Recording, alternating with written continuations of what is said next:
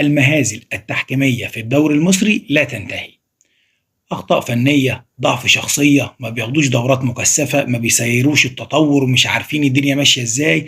رئيس لجنة حكام دايما عليه علامات استفهام. في خلال 48 ساعة بيستقيل إبراهيم نور الدين ومحمد فاروق، بيتم تعيين السيد مراد لحكام تقنية الفار.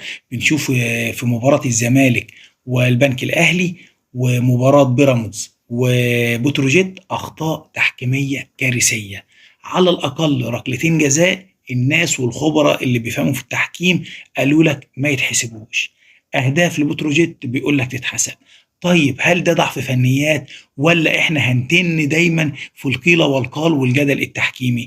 ايه الحل علشان التحكيم يخلص؟ ومن امتى عصام عبد الفتاح وجمال الغندور كويسين مع بعض؟ يا جماعه لجنه الحكام اللي بره بيطحن اللي جوه. من امتى الناس دي كانت بتحب بعض؟ الحل الوحيد مع انتخاب